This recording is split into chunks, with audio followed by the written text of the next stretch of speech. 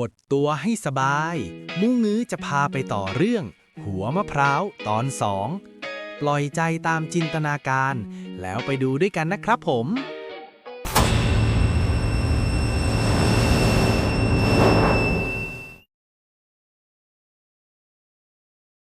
วันนี้อัมพวาไม่เหมือนเดิมอีกต่อไป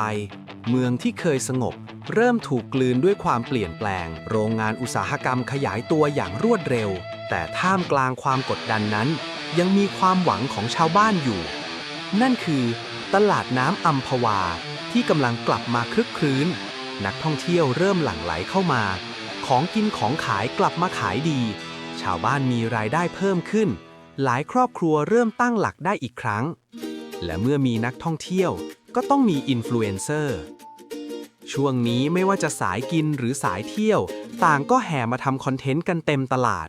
ยอดวิวถล่มทลายไปตามๆกัน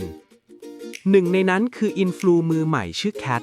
เด็กสาวที่ตั้งใจทำคอนเทนต์แบบสุดตัวเธอเดินถือกล้องถ่ายไปตามสะพานไม้ชิมของกินพาแฟนๆชมบรรยากาศหัวเราะอย่างสนุกสนานโดยไม่รู้เลยว่าวันนี้ตลาดน้ำกำลังจะเจอเรื่องที่ไม่มีใครคาดคิดเพราะในอีกมุมหนึ่งของอัมพวามีคนกำลังเดือดจัดเสียไฝเขาเคยปล่อยเงินกู้ให้ชาวบ้านแต่พอช่วงนี้ตลาดน้ำกลับมาคลึกคักชาวบ้านมีรายได้ไม่ต้องพึ่งเงินกู้เหมือนเดิมแผนของเสียไฝจึงชะงักลงอย่างน่าเจ็บใจถ้าตลาดน้ำคือแหล่งทำมาหากินของชาวบ้านก็ทำลายมันให้พังเสียเลยแต่ครั้งนี้เสียไฝรู้ดีว่าจะทำลายตลาดน้ำให้ยับในเวลาไม่นานเขาต้องมีตัวช่วยที่อันตรายพอและตัวช่วยคนนั้นคือไฮโซพีทไฮโซพีทเป็นนักธุรกิจหนุ่มวัยรุ่นที่ประสบความสำเร็จตั้งแต่อายุยังน้อยเจ้าของโรงงานผลิตหุ่นยนต์เจ้าใหญ่ในไทยโรงงานของเขาทันสมัยเต็มไปด้วยแขนกลเครื่องจักรและระบบควบคุมสุดล้ำในวันนั้นเขากำลังคุยโทรศัพท์กับเสียไฝด้วยน้ำเสียงมั่นใจเหมือนทุกอย่างเป็นแค่ดีลหนึ่งในธุรกิจเสียไฝต้องการให้ตลาดน้ำพังไฮโซพีทก็พร้อมช่วยและในโรงงานริมน้ำขนาดใหญ่แห่งนั้นมีโปรเจกต์หนึ่งซ่อนอยู่ไม่นานลูกน้องเสียไฝก็แฝงตัวอยู่ในตลาดน้ำโทรรายงานว่าตอนนี้คนแน่นแล้วเริ่มได้เลยสัญญาณเริ่มแผนถูกส่งไปถึงไฮโซพีททันทีไฮโซพีทกดปุ่มรันเปิดโปรแกรมอย่างเรียบเฉยประตูเหล็กขนาดมหึมาของโรงงานริมน้ำค่อยๆเปิดออกน้ำวนแรงเหมือนมีบางอย่างกำลังขยับตัวก่อนที่เงาดำขนาดใหญ่จะว่ายออกจากประตูนั้นเงียบๆแล้วมุ่งหน้าลงสู่แม่น้ำตัดมาที่ตลาดน้ำอัมพวาชาวบ้านพายเรือขายของนักท่องเที่ยวเดินถ่ายรูปเด็กๆหัวเราะกันบนสะพานไม้แคทยังถ่ายคอนเทนต์อยู่แต่แล้วจู่ๆก็มีชาวบ้านคนหนึ่งรู้สึกแปลกเขาก้มลงมองเขาเห็นแววตาสีเขียวเงาดำนั้นพุ่งขึ้นจากน้ำอย่างรุนแรงเสียงน้ำแตกดังสนั่นเรือหลายลำกระเด็นขึ้นมาผู้คนกรีดร้องวิ่งหนีกันอลหม่านสิ่งที่โผล่ขึ้นมาคือจระเข้ยักษ์ขนาดมหึมาแต่มันไม่ใช่จระเข้ธรรมดามันพุ่งขึ้นมาปีนสะพานไม้กลายเป็นความโกลาหลในเสี้ยววินาทีแคทที่กำลังถ่ายคลิปอยู่ถึงกับช็อกเธอวิ่งหนีตายทั้งที่ยังถือกล้องภาพตรงหน้ามันเหมือนฝันร้ายนักท่องเที่ยวแตกตื่นชาวบ้านตะโกนเรียกกันเด็กๆร้องไห้และจระเข้ยักษ์ก็ไล่กวดทุกอย่างที่เคลื่อนไหวได้แต่ในอีกฝั่งของแม่น้ำมีคนเห็นเหตุการณ์ทั้งหมดฮีโร่หัวมะพร้าวกับพี่จ๋ออยู่ตรงนั้นฮีโร่หัวมะพร้าวไม่รอช้าเขาใช้ต้นมะพร้าวง้างเชือกจนตึงสุดเหมือนหนังสติ๊กยักษ์แล้วดีดตัวเองกับพี่จ๋อพุ่งข้ามฝั่งไปอย่างรวดเร็ว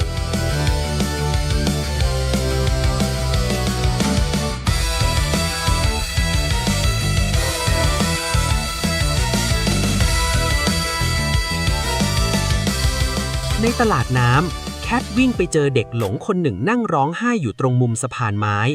เด็กคนนั้นกำลังจะโดนจระเข้ยักษ์พุ่งเข้ามาโจมตีแคทลังเลแค่เสี้ยววินาทีก่อนจะตัดสินใจวิ่งกลับไปอุ้มเด็กขึ้นมาแล้วพยายามพาหนีทั้งที่กลัวจนตัวสั่น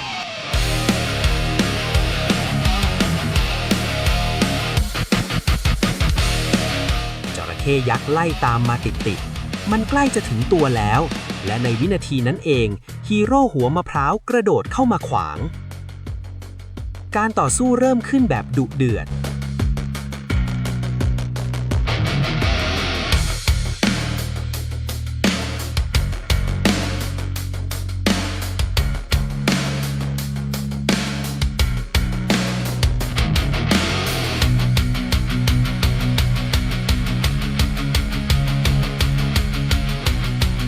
ฮีโร่หัวมะพร้าวพุ่งเข้าประชิดแต่จระเข้ยักษ์แข็งแรงเกินคาด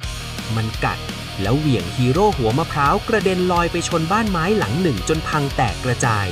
ผู้คนร้องด้วยความตกใจวิ่งหนีกันสุดชีวิตจระเข้ยักษ์คลานตามผู้คนเหมือนรถถังพี่จ๋อเห็นสถานการณ์ไม่ดีเขาจึงหยิบลูกระเบิดยางมะพร้าวโยนใส่จระเข้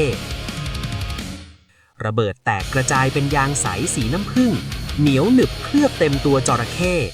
ช่วงหนึ่งมันชะงักเหมือนถูกหยุดไว้ได้จริงๆแคทเห็นแบบนั้นถึงจะกลัวแต่ก็อดไม่ได้เธอรีบยกกล้องขึ้นถ่ายแต่แล้วตาของจระเข้ยักษ์กลับสว่างว่าเป็นสีเขียวแรงกว่าเดิมมันลุกขึ้นแล้วลากตัวเองไปต่อยางเหนียวหนึบไม่สามารถหยุดมันได้แถมยางบางส่วนกระเด็นไปโดนเท้าแคททำให้เธอล้มลงต่อหน้ามันพอดี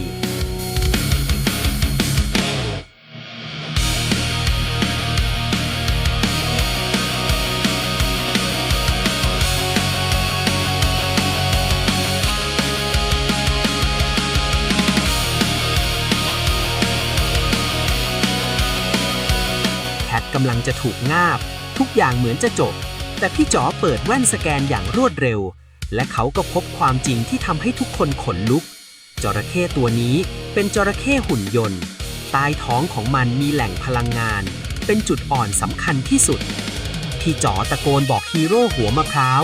ฮีโร่หัวมะพร้าวที่ลุกขึ้นได้แล้วพุ่งมาทันทีพร้อมดาบใยมะพร้าวนาโน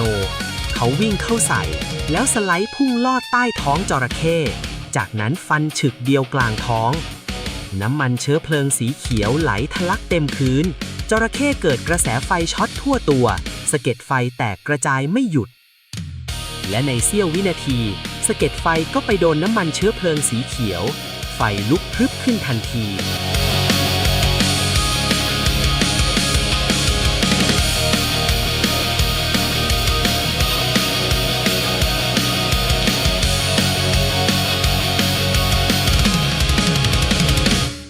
จระเข้ยักษ์เงยหน้าจะงับเขาแต่ก็เกิดการระเบิดลูกไฟขนาดใหญ่ที่ท้องของมันเสียงดังสนั่นสะเทือนทั้งตลาดน้ำฮีโร่หัวมะพร้าวรีบอุ้มแคทวิ่งหนีออกมา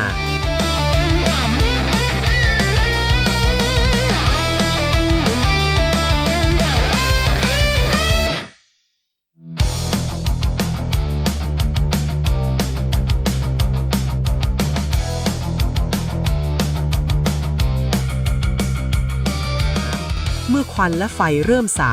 ทุกคนคิดว่ามันคงถูกทำลายแล้วแต่ในกองเพลิงนั้นกลับเห็นจระเข้จักรนที่ผิวด้านนอกไม่ดำเหลือแต่โครงเหล็กมันยังขยับได้ก่อนจะเดินโซเซแล้วมุดลงแม่น้ำหนีไปในความมืด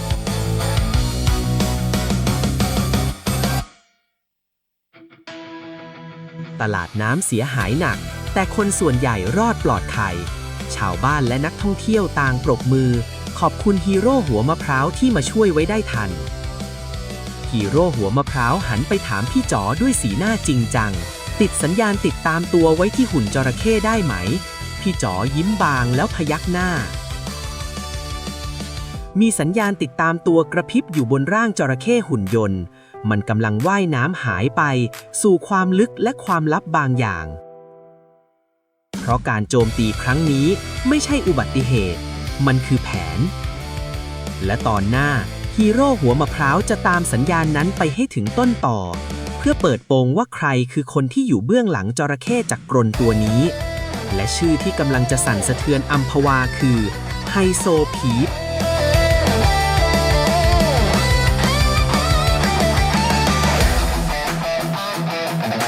ทายซิ